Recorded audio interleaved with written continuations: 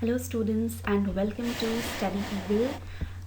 Today's session is quite an important one. So we are going to discuss about the banking awareness section, which is quite an unpredictable section. We don't know what questions can come up. So I thought the first practice set we should begin with the questions of banking awareness. Now here I have a request that if you like my videos and if you want me to upload more of such content, please do give it a like, and this motivates me and it also guides me as to what the students are really searching for, what kind of assistance they need in their studies. So moving on, we have this banking awareness practice set 1 where we are going to do the rapid revision. This revision is going to help you not just with certain questions, it is also going to be helpful for those students who are actually attempting this exam for the first time, because a lot of students are comfortable with GA but they don't know what is going to be the scene for banking awareness. They are not very familiar with it and they don't know how to approach the question or what kind of what will be the pattern of the question. So to solve all of those queries, I have come up with certain selected questions which I think were quite in news for the recent times. So let's move on with the questions. So here we have the first question. So the question is, RBI recently organized its first global hackathon named Harbinger 2021 Innovation for Transformation. So the question is, what was its theme? Now if you see, these hackathons are innovation groups. It is a culmination point for people who are having the know-how of the new technology, and they come together and discuss about various issues being faced. So the answer here is option number A, smarter digital payments. Now if you see, post the pandemic period, we are actually in the pandemic period, digital payments have become the new norm. So this innovation where we need more and more of transformation in the digital payment sector is quite evident, and so this hackathon, which is Harbinger 2021, so this name is also quite important. The next question is, the One Nation One Ombudsman scheme aims at what? So there are 4 options. Number 1 is consolidating the existing current ombudsman framework. Number 2 is having single point of reference to lodge complaints. Option C, both A and B. And option D, appointing a new ombudsman. Now if you see, ombudsman is an appellate body where the customers can put forth their complaints if they are having any grievances with any of the financial institutions, or if the financial institution fails to answer their query or solve their problems. So this ombudsman is one such institution where the customers can go. Now here in India, we have been having this concept of ombudsman for quite some time, but it was in 3 separate laws. The first one being introduced in the year 1955, I guess, and now we also have an ombudsman for the digital payments, 1995, sorry, so 1995. So we have had the banking ombudsman scheme since 1995, and now that we stepped into the digital era, we also had the ombudsman scheme for digital transaction 2019. Also we had the ombudsman scheme for non-banking financial companies. So if you see, the entire concept of ombudsman has been split into 3 parts. Now what this scheme aims to do is, it's trying to consolidate all the 3 and bring them together, so that now we have one nation, one ombudsman. So a customer, when they have some kind of grievance or complaint, they do not need to go to 3 different places. There is just one point of reference where they will go, lodge their complaint and get a feedback from the people as to what is being done to their complaint and how is it being processed. So the correct answer here is option 3, which is both A and B. Now we have the third question, which reads, which among the following is India's first scheme that offers exposure to global companies participating in the blockchain ecosystem technology? See, this question is important, but why? Right now we are in the era where cryptocurrency is gaining so much of importance, and cryptocurrency mainly uses the blockchain technology, and this blockchain ecosystem is a new ecosystem which is coming up. There is a lot of possibility, there are a lot of new things which can be done here, and the global feeder fund is the India's first scheme which is going to offer exposure to these global companies who are coming up with new ideas every now and then, because they want to get the maximum out of this new blockchain technology. So the correct answer here is the global feeder fund. Next is RBI recently amended the regulatory restrictions on personal loans that are granted to bank directors and their relatives. So what is the upper limit for such loans? You see, anything which is related to RBI, SEBI, NABARD or any of the financial institutions, it becomes quite important. So you must glance through all such news articles before you sit for the exam. And another important thing is you will be finding some fact-based questions. Like, see, if you have been regular in reading newspapers, you really know that yes, RBI has done some amendment to these restrictions on the loan amounts. But if you do not remember the exact amount, you're going to make a mistake, or you will simply have to skip the question. So yes, be sure that there are going to be some factual questions also, wherein you need to know certain facts. So here the answer is option number B, which is 5 crore. Moving on to the fifth question. So the first numberless card of Visa, launched specifically for teenagers, has been made by Visa in collaboration with which of the following? So there are four options. Number one is SBI, number two is FamPay, C HDFC, and D ICICI. Now see, we are in an era where consumerism is at its peak. So even the teenagers, they want certain freedom when they are making payments. So now what is the peculiarity of this first numberless card which Visa has launched? That a teenager can use it and they don't need a bank account to use it. So this is one important thing, and the correct answer here is FamPay. So Visa has collaborated with FamPay to come up with the first numberless card, and it can be used by teenagers, even those teenagers who do not own a bank account. Now the next question. NABARD recently approved a rupees 388 crore financial assistance for the construction of drinking water projects in which of the following states? The options are Odisha, number B UP, number C Manipur, and number D Rajasthan.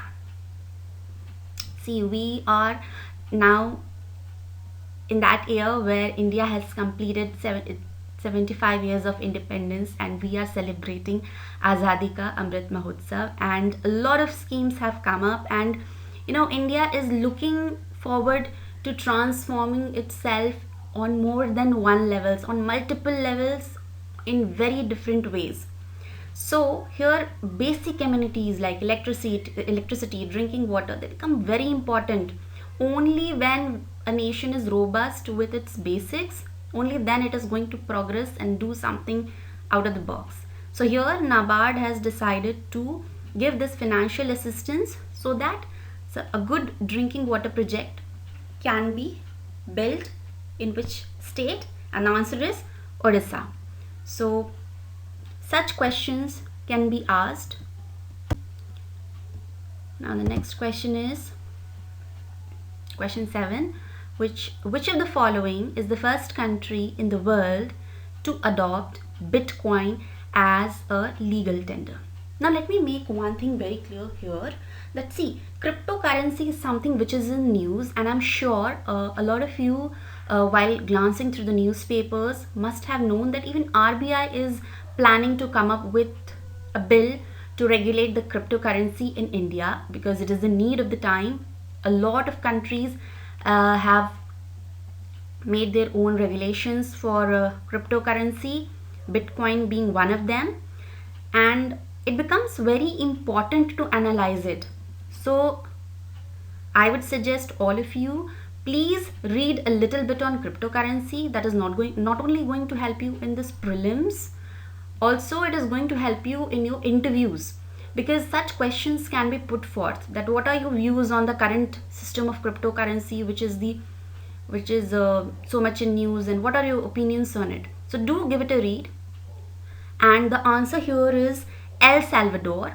So El Salvador is the first country in the world which has adopted Bitcoin as a legal tender, and a lot of criticism also it faced, because a lot of countries said that it is not a good decision, because Bitcoin, we do not know its source. What is the biggest problem with cryptocurrency? We do not know the emanating point, we do not know the central point of the currency.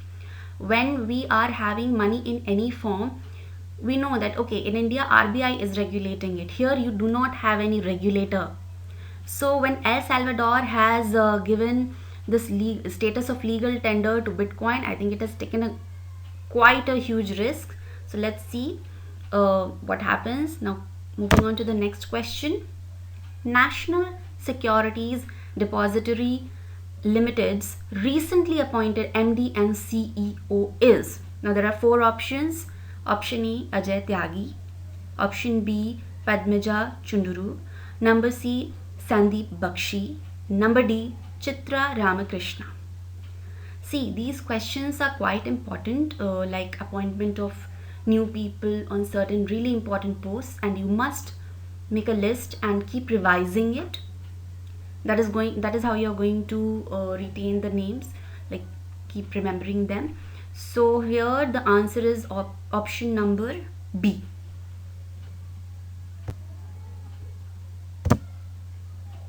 So we have the next question.